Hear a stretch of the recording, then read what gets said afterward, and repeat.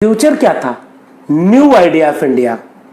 और new idea of India में doctor Baba Saheb Ambedkar ने कॉन्स्टिट्यूशन दिया, और उस कॉन्स्टिट्यूशन के बेसिक आइडिया क्या था कि हम इक्वलिटी की बात करेंगे। एक ब्राह्मण का वोट और एक दलित का वोट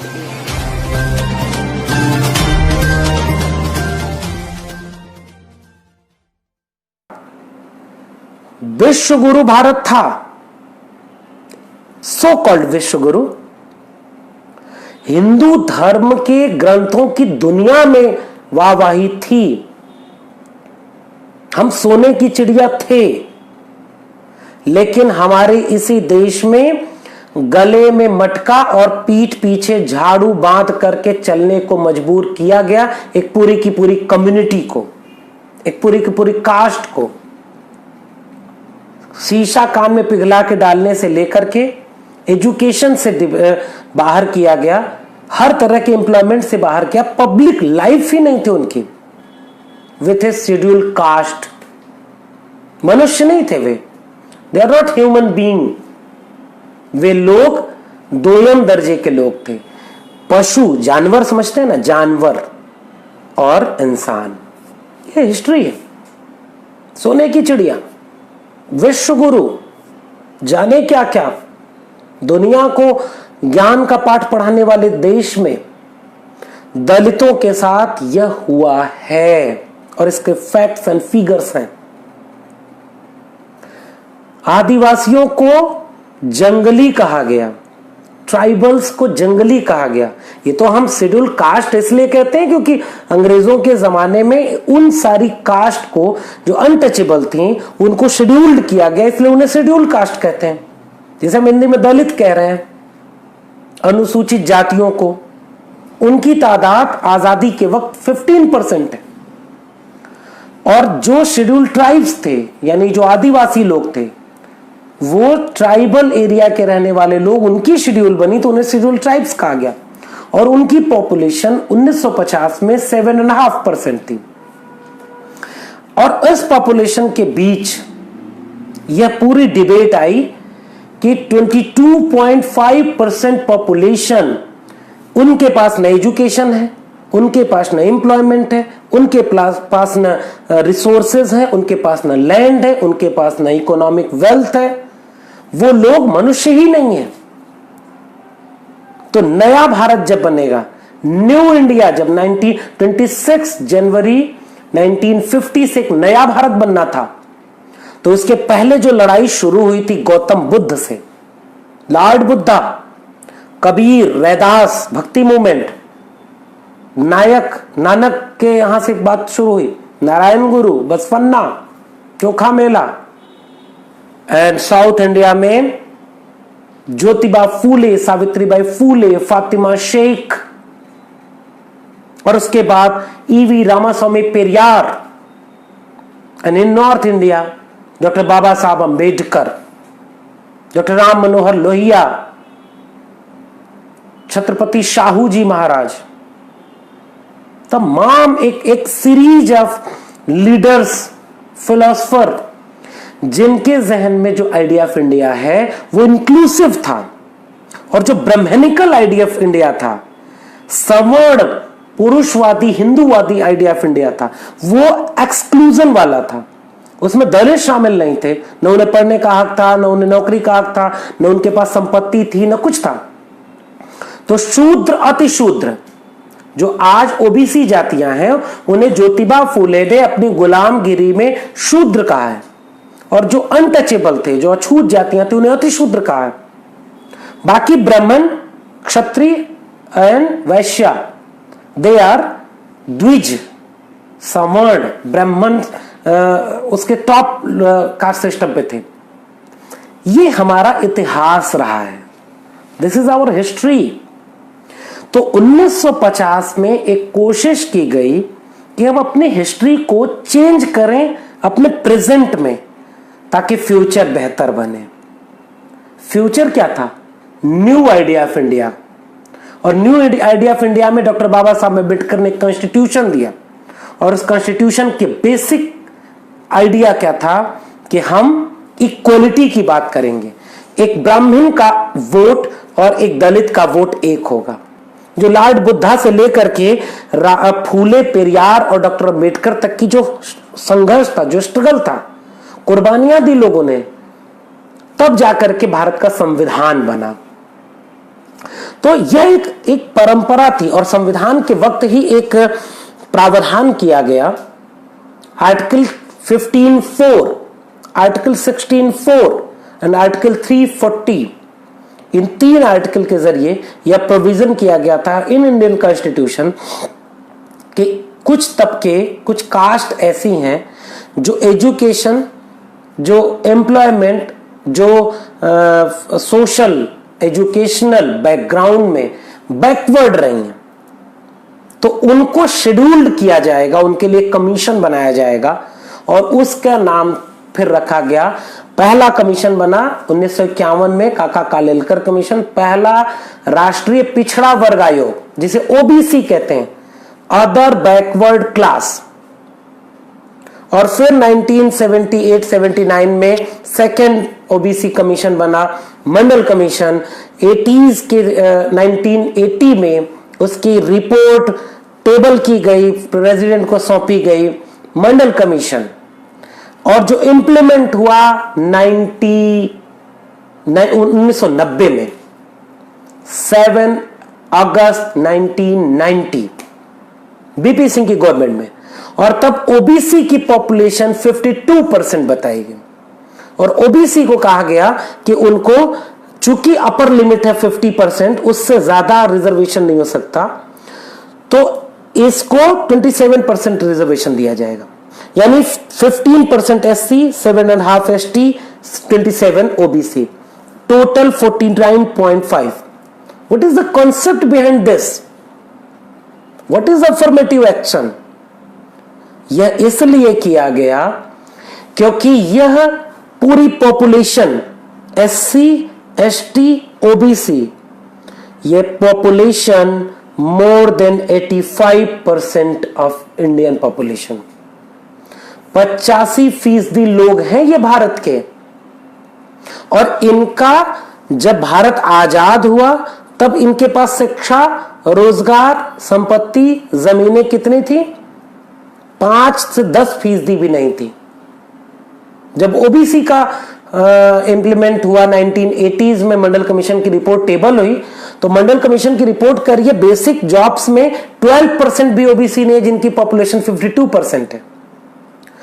4% टॉप क्लास के नौकरियों में है, 4% ओबीसी, पॉपुलेशन 52%। तो ये एक बैकग्राउंड है जिसकी वजह से अफर्मेटिव एक्शन दिया गया। अब दूसरा पॉइंट, दुनिया के इतिहास में अब तक कोई दूसरा ऐसा प्रोविजन नहीं बना है जिसने इतने कम वक्त में इतनी ज्यादा पॉपुलेशन यानी जनसंख्या को की जिंदगी को बदल कर रख दिया हो।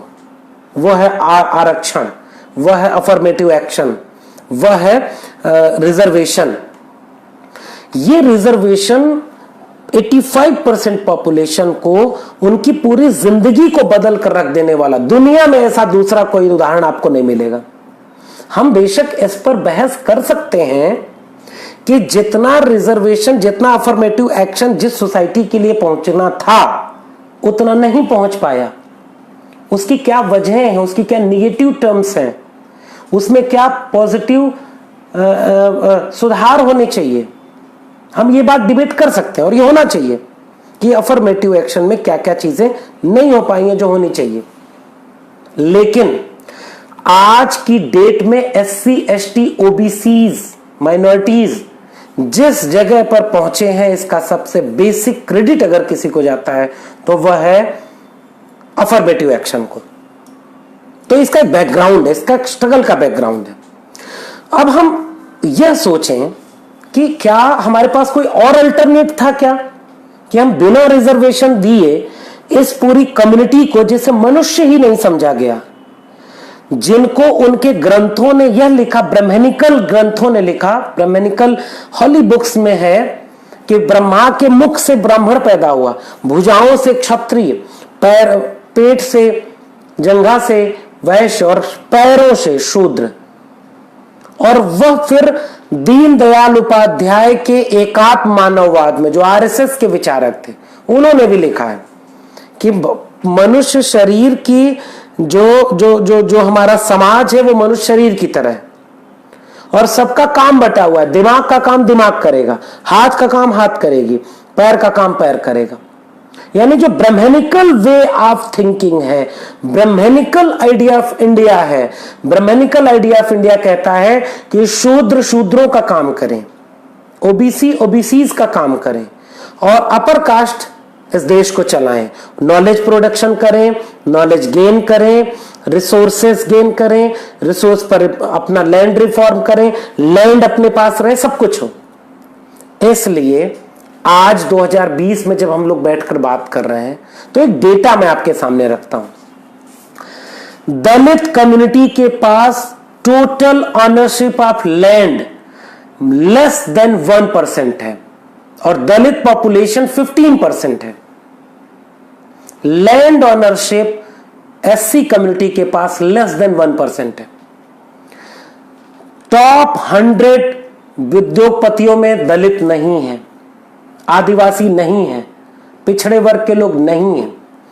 पिछड़े वर्ग के लिए जो लैंड ऑनरशिप है वो थोड़ी ज्यादा है और आदिवासियों की लैंड को अक्वायर किया जा रहा है। गवर्नमेंट लगातार पॉलिसी बना रही है कि उनकी जल जंगल जमीन उनसे छीन ली जाए।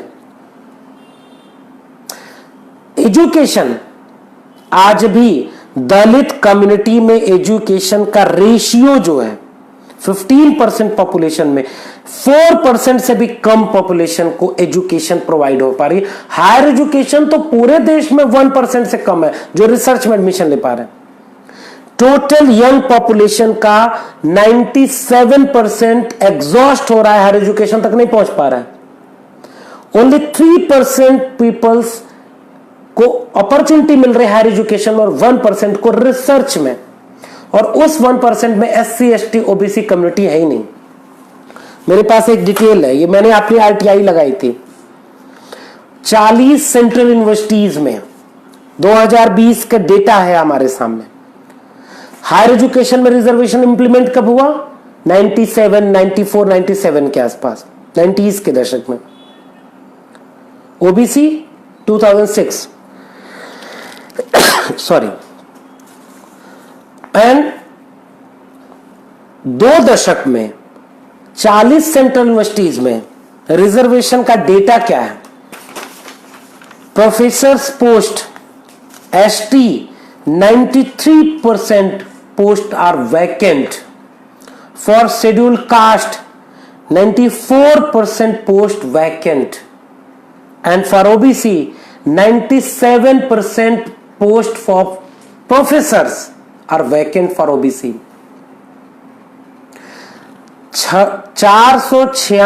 496 total vice chancellor central university, state universities, and 6 are scheduled caste, 6 are scheduled tribes, 36 are OBC।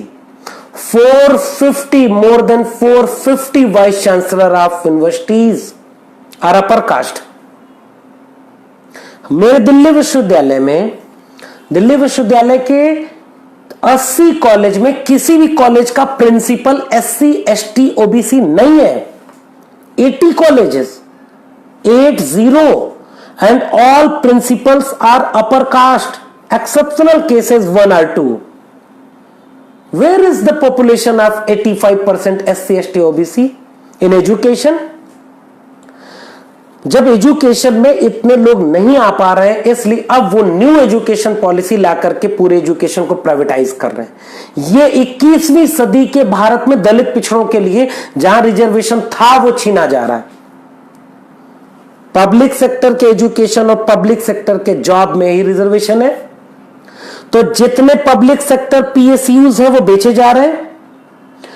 Public sector के यूनिवर्सिटीज को न्यू एजुकेशन पॉलिसी में ग्रेडेड ऑटोनॉमी दी जा रही है, और ग्रेडेड ऑटोनॉमी में जो वर्ण व्यवस्था थी, वर्णाश्रम व्यवस्था में वर्ण व्यवस्था, Brahmin Kshatriya Vaishya Shudra, then there are 3 categories of universities, grade C, Shudras for Shudra, उनको वहां पर सी कैटेगरी के लोग होंगे जहां पर केवल एजुकेशन दी जाएगी। बी कैटेगरी को ग्रेडेड ऑटोनॉमी दी जाएगी सेल्फ जनरेटेड कोर्स ओपन करने के लिए, और ए कैटेगरी को फुल ऑटोनॉमी दी जाएगी, economic autonomy, decision making autonomy, हर तरह की ऑटोनॉमी। तो वो अंबानी अडानी के इंस्टीट्यूट बन जाएंगे, Ashoka university, Galgotia university, Amity university, Sharda university, Lovely professional universities. तो उन घरों के बच्चे इन प्राइवेट इंस्टीट्यूट में कैसे जाएंगे? वहां लाखों रुपए में यही डिग्रियां मिलेंगी। यह है 21st सेंचुरीज इंडिया। पूरा पब्लिक सेक्टर का एजुकेशन प्राइवेटाइज किया जाएगा। पब्लिक सेक्टर की जॉब जो पीएसयूज हैं, जितनी सरकारी नौकरियां हैं वो बर्बाद की जा रही हैं, और सारी सरकारी नौकरियों को बर्बाद करके अब प्राइवेट सेक्टर में दिया जा रहा है। और there are no any reservation in private sector. This is the 21st century India. 21वीं सदी के भारत में जो लॉर्ड बुद्धा से लेकर के कबीर, रैदास, नानक, पलटू, भीखा दादू, बसवन्ना, चोखा मेला, EV Ramaswamy Naikar, Periyar, Narayan Guru, Jyotiba Phule, Savitribai Phule, Fatima Sheikh, Chhatrapati Shahu ji Maharaj, Abdul Qayyum Ansari, Asim Bihari, Chaitanya Mahaprabhu, bhakti movement, Chaitanya Mahaprabhu, and then doctor Baba Saheb Ambedkar, doctor Ram Manohar Lohia. Where is the result of these struggle? इन सारे लोगों के संघर्षों का परिणाम हमें क्या मिला? तो जो अफर्मेटिव एक्शन था, जिसके बेस पर 85% पॉपुलेशन जो एससी, एसटी, ओबीसी थे, जिसका इकोनॉमिक लेवल आगे बढ़ना था, जिसके एजुकेशन में आगे बढ़ना था, कल्चरली उनको इक्वलिटी की तरफ ले जाना था, अब आप 21वीं सदी के भारत में वे सारी चीजें उनसे छीन रहे हैं। अब उनके बच्चों के पास पढ़ने के भी हक हुकूक नहीं मिलेंगे। स्कूली एजुकेशन में 500 से कम विद्यार्थी होंगे, वो स्कूल बंद होंगे या मर्ज के जाएंगे। स्कूलों की, सरकारी स्कूलों की तादाद घटाई जाएगी। आज भी पूरे भारत में सरकारी स्कूलों का सर्वे कराइए, जहां पर एजुकेशन का लेवल क्या है, प्राइवेट सेक्टर के एजुकेशन का लेवल क्या है। सरकारी स्कूल अब एनईपी, न्यू एजुकेशन पॉलिसी में सरकारी स्कूल डिस्ट्रॉय हो जाएंगे। पब्लिक सेक्टर के हायर एजुकेशन इंस्टीट्यूट भी डिस्ट्रॉय हो जाएंगे। परमानेंट अपॉइंटमेंट बंद हो जाएगा, कॉन्ट्रैक्ट पर टीचर रखे जाएंगे, और there are no any reservation, concept of reservation in contract system.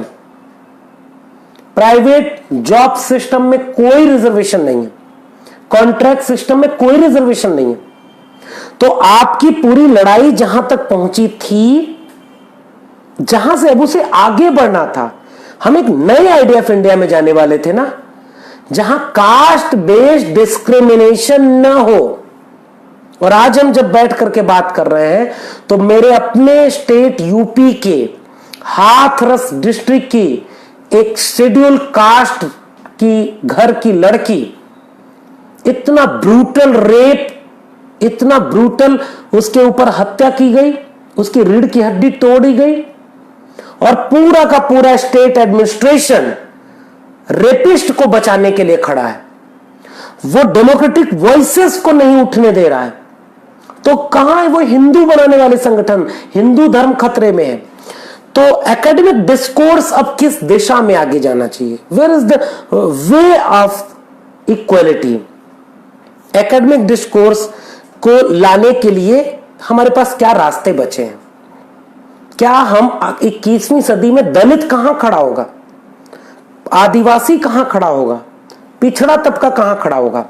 आज एनसीआरबी का डेटा उठाकर देखिए। एनसीआरबी के डेटा क्लियर कट कह रहे हैं, मैं एक रेशियो बता रहा हूं, जेल में बंद होने वाले 90% जो लोग हैं, जो अंडर ट्रायल्ड हैं, वो एससी, एसटी, माइनॉरिटी और ओबीसी कम्युनिटी के हैं। अंडर ट्रायल्ड लोग हैं, वो जेल में हैं। एनकाउंटर, फेक एनकाउंटर और constitutional murder 80%, more than 80% population SC, ST, OBC and minority है। कहां गया वो हिंदू राष्ट्र जिसमें सबको हिंदू बनाया जाना था। तो एजुकेशन में हायर एजुकेशन की reach, enrolment ratio, the enrolment ratio 80% नीचे गया है SC ST OBC के लिए। तो हम एक नया भारत जो बनाने वाले थे उसमें कहां जा रहे हैं, ये मेरा सवाल है आपसे। तो अफर्मेटिव एक्शन को खत्म कर दिया गया। जिस अफर्मेटिव एक्शन के बेस पर एक फाइट के तहत अफर्मेटिव एक्शन आया था, जिसका अपना एक पास्ट था, जो स्ट्रगल का था, यूं ही खैरात में नहीं मिला। खैरात में ईडब्ल्यूएस रिजर्वेशन मिला। रिजर्वेशन का बेसिक कॉन्सेप्ट यह है culturally, socially and educationally backward. There is no any provision of economical backward class, but the Hindutva forces, RSS forces compel to destroy a basic concept of reservation, basic concept of affirmative action, and they implement EWS reservation, economic weaker section. आर्थिक रूप से गरीबों के लिए तो करोड़ों रुपए की योजनाएं गरीबी रेखा के नीचे के चलाई जाती हैं। तो आपके आरक्षण के अफर्मेटिव एक्शन के बेस को डिस्ट्रॉय कर दिया गया। अब no, there is no space of affirmative actions. The affirmative action exist only on government documents, on paper only.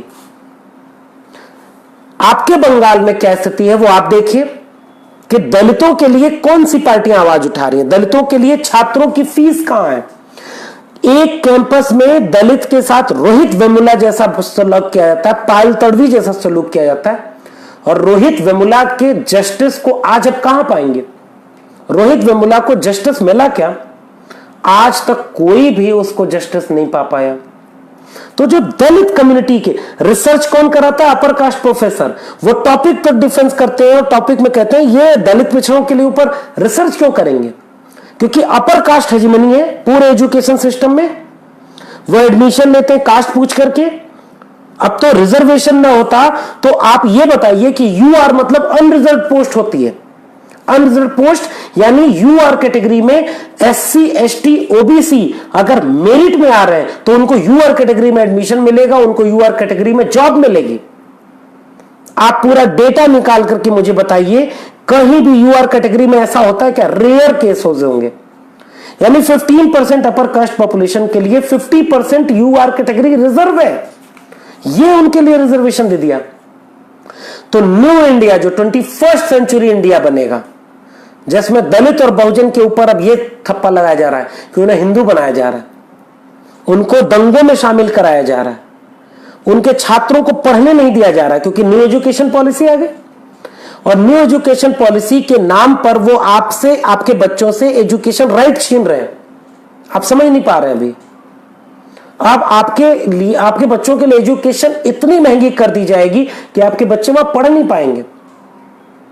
तो आपका फिर अफर्मेटिव एक्शन बचा कहां? न पब्लिक सेक्टर में जॉब मिलेगी, न पब्लिक सेक्टर में एजुकेशन है। सरकारी जितने PSUs थे वो सब प्राइवेटाइज किए जा रहे हैं।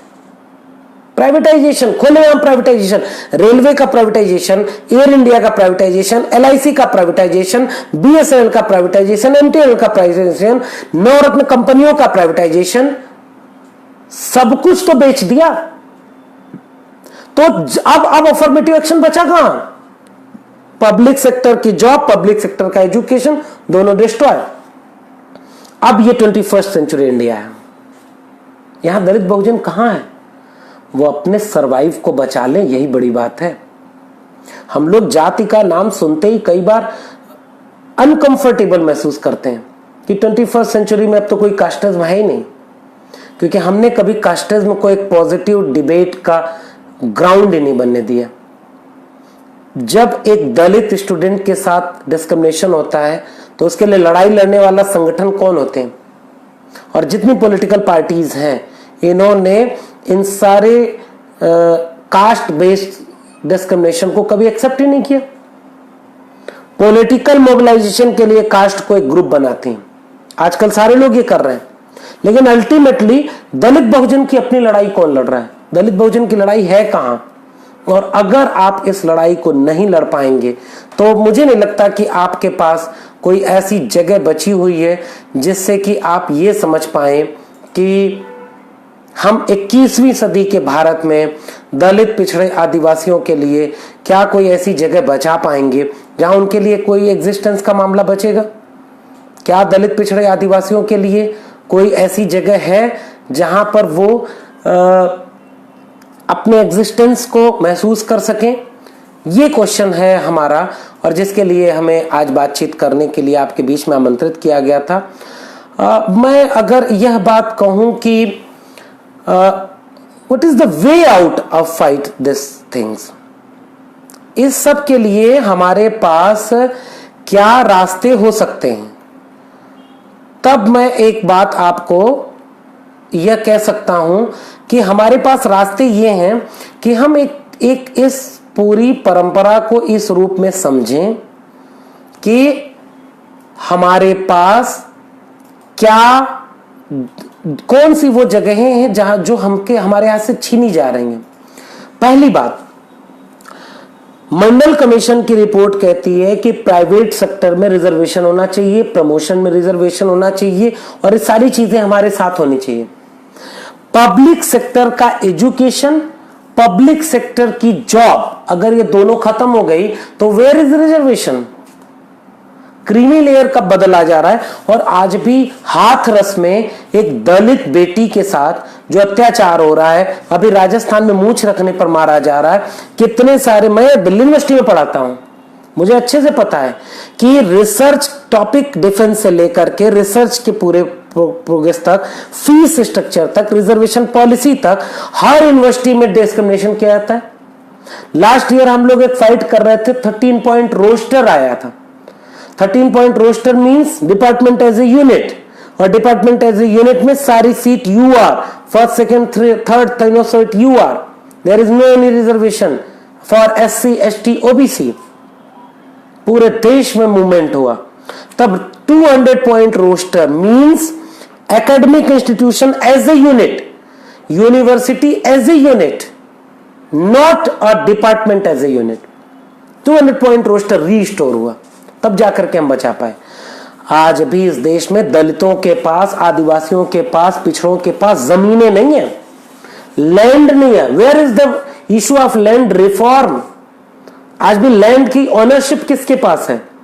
लैंड के रिसोर्सेस किसके पास है? 1% पॉपुलेशन के पास 73% रिसोर्सेस, सारा उनके पास कब्जा है। तो वो कैसे इक्वल डिस्ट्रीब्यूशन ऑफ रिसोर्सेस कहां है? तो बिना equal distribution of resources there is no any equality before opportunity, there is no inequality amongst SC ST OBC and general category. The main issue is land reform, economic reform, education reform, और यह सब करने के लिए दलित पिछड़े आदिवासी छात्रों को एकजुट होना होगा। आप एकजुट होइए, आपस में एक होइए, आपके सवालों को बारीकी से पहचानिए, कौन पॉलिटिकल पार्टी लड़ रही है। विद इन कैंपस, एक कैंपस के भीतर अगर कोई अपर कास्ट टीचर 10 टीचर हैं तो 10 में 9 आपके अगेंस्ट खड़े मिलेंगे। रेयर एंड रेयरेस्ट 1-2 टीचर ऐसे प्रोफेसर्स हैं जो कास्ट के डिस्क्रिमिनेशन पे आपका साथ खड़े होंगे। प्रोफेसर्स का यह आलम है। मैं अपने दिल्ली यूनिवर्सिटी के एक्सपीरियंस में बता रहा हूं, more than 80%, 90% upper caste professors या तो एंटी कास्ट, एंटी डिस्क्रिमिनेशन में वो खड़े रहेंगे अपर कास्ट के साथ, या तो वो चुप हो जाते हैं। तो फिर कौन बोलेगा? तो SC ST OBC रिसर्चर्स को, SC ST OBC स्टूडेंट्स को, SC ST OBC प्रोफेसर्स को एकजुट होने का वक्त है। हम लोग एक साथ हों। आप वहां एक टीम बनाइए और सोचिए कि हिस्ट्री के पूरे सीक्वेंस में हम इस पर डिबेट करेंगे। What is the present scenario of affirmative action with data? What is the data of educational reform?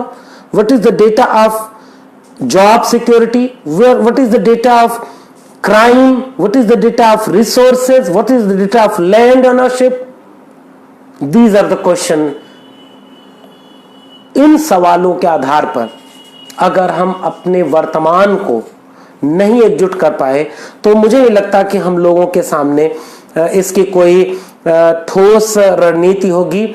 21वीं सदी का भारत तभी आगे बढ़ेगा जब हम एकजुट होंगे। डॉक्टर अम्बेडकर कहा करते थे, एजुकेट, एजिटेट एंड ऑर्गेनाइज्ड। शिक्षित बनो, संगठित रहो, संघर्ष करो। ज्योतिबा फूले ने किताब लिखी Gulamgiri. There is multiple layers of slavery. Gulamgiri की कई परतें हैं। हम मनोवैज्ञानिक रूप से गुलाम है, हम आर्थिक रूप से गुलाम है, हम सामाजिक रूप से गुलाम है। तो हम क्यों ना फाइट बैक करें कि 21वीं सदी के भारत में कास्ट एग्जिस्ट करेगा कि नहीं करेगा। Where is the India with annihilation of caste. Bharat जाति विहीन भारत कहां है? क्या 21वीं सदी का भारत जाति विहीन भारत बनेगा? ये मेरा सवाल है आपसे। हम तो जाति को और मजबूत करते जा रहे हैं। कास्ट बेस्ड डिस्क्रिमिनेशन कैंपस से लेकर के सोसाइटी तक बढ़ता ही जा रहा है। हम कैसा देश बना रहे हैं? हम कैसा न्यू इंडिया बना रहे हैं? हम कैसा, हमारी सियासत मंदिर मस्जिद की सियासत है। कास्ट डिस्क्रिमिनेशन आपको दिखाई नहीं देता, आप सबको हिंदू बनाने में तुले हुए। आपके बंगाल में भी देखिए, अब हिंदू मुस्लिम किया जा रहा है। जब हिंदू मुस्लिम किया जाएगा, दंगा करवाया जाएगा, तो फिर वो कास्ट इशू कहां गया? तो वो रास्ता कहां गया जो एनिलेशन ऑफ कास्ट की तरफ जाता है। तो 21वीं सदी का भारत ऐसा भारत हो जिसमें जाति के नाम पर किसी बच्चे को एजुकेशन न मिल सके, ऐसा ना हो, उसको नौकरी मिल सके। तो कास्ट सेंसस एक बहुत बड़ी चीज है। सेंसस रिपीटेडली हर 10 साल पर होता है। जाति जनगणना कराई जाए और कास्ट सेंसस के आधार पर दो बात, ये लास्ट के 2 पॉइंट मैं कहना चाहूंगा। कास्ट सेंसस कराई जाए, हर कास्ट का पॉपुलेशन को काउंट किया जाए। अपर कास्ट में ब्राह्मण की पॉपुलेशन कितनी है और ब्राह्मण की जॉब कितनी है, ब्राह्मण के पास लैंड कितनी, ब्राह्मण के पास कितना रिसोर्सेज है, कितना सब कुछ है। और एक दलित के पास कितनी उनकी पॉपुलेशन है और दलित के पास कितनी जॉब है, कितनी एजुकेशन है, कितना लैंड है, कितना रिसोर्सेज है। ऐसे ही ओबीसी के साथ किया जाए, ऐसे ही सब जातियों के साथ। और फिर डेटा के बेस पर यह अफर्मेटिव एक्शन अप्लाई किया जाए। जिसके पास डेटा नहीं है उसको अफर्मेटिव एक्शन और बढ़ाना होगा। और दूसरी बात, डिस्क्रिमिनेशन डिप्रिवेशन पॉइंट का एक कैडर बनाया जाए। कैसे? मान लीजिए आपको 4 सीट है, आपको एडमिशन लेना है, तो आप उसमें देखिए कि कौन दलित है और दलितों में भी कौन सरकारी स्कूल में नहीं पढ़ा है, कौन सरकारी स्कूल में पढ़ा है। तो जो सरकारी स्कूल में पढ़ा है, जो फर्स्ट जनरेशन लर्नर है, जो फर्स्ट जनरेशन में एजुकेशन पाने आया है, जो फर्स्ट जनरेशन में जॉब पाने आया है, उसको हम ज्यादा एडवांटेज दें। यह है अफर्मेटिव एक्शन। हम लोग इन पॉलिसीज को इस तरह से नहीं इंप्लीमेंट कर रहे हैं। हम लोग इस इशू को डाइवर्ट करने में बात कर रहे हैं और इसलिए यह सारा मामला डाइवर्ट होता जा रहा है। मुझे लगता है कि 21वीं सदी में भारत दलित बहुजन के लिए बहुत मुश्किल होता जा रहा है, क्योंकि right wing forces, Godse Golwalkar Hedgewar के वारिस अंबेडकर और पेरियार के सपनों को कुचल रहे हैं, क्योंकि इक्वलिटी नहीं है, डिस्क्रिमिनेशन बढ़ता जा रहा है। तो अगर आप पब्लिक सेक्टर का एजुकेशन, पब्लिक सेक्टर के जॉब को नहीं बचाएंगे तो 21वीं सदी के भारत में दलित, पिछड़े, आदिवासियों के लिए कुछ बचेगा नहीं। फिलहाल मुझे लगता है कि मुझे जितनी बातें करनी थी, हम लोग एक प्रोफेसर हैं, हमारा फर्ज है कि अगर सोसाइटी जैसी चलनी चाहिए वैसी नहीं चल रही है तो हम सोसाइटी को चेंज करने के लिए काम करते हैं। हमारा रिश्ता सोसाइटी से डायरेक्ट इंटरलिंक होता है। तो हम एक कल्चरल ऑर्गेनाइजेशन भी बनाए, हम सोशल ऑर्गेनाइजेशन बनाए, हम एकेडमिक ऑर्गेनाइजेशन बनाए और लोगों के बीच में चल करके लोगों को एजुकेट करें, लोगों को ऑर्गेनाइज करें और लोगों को एजिटेशन की तरफ ले चले। तभी हम 21वीं सदी के भारत में दलित, पिछड़े, आदिवासियों को बचा पाएंगे और फिर एक इंक्लूसिव इंडिया बना पाएंगे, जो रियल में एक आइडिया ऑफ इंडिया होगा जिसमें सब बराबर होंगे। हमें किसी के अत्याचार नहीं करना है, हमें बदला नहीं लेना है, हमें बस ये करना है कि जिसका जितना हक है उसे उतना मिल जाए, जिसकी जितनी संख्या भारी उसकी उतनी हिस्सेदारी। और इसके लिए बाबू जगदेव प्रसाद कुशवाहा ने, बिहार लेनिन कहे जाते थे, उन्होंने एक स्लोगन दिया था, 100 में 90 शोषित हैं, शोषितों ने ललकारा है, धन धरती और राजपाट में 90 भाग हमारा है। तो 90 डिप्राइव्ड सेक्शन के लोग हैं और 90 की यूनिटी बने तो 21वीं सदी का भारत हमारा होगा। अपना चैनल, आपका चैनल, समाज का चैनल, देश का चैनल एनबी न्यूज 24/7 को आप लाइक करें, सब्सक्राइब करें और ज्यादा से ज्यादा इसकी वीडियो को शेयर करें ताकि हर खबर को मैं आप तक आसानी से पहुंचा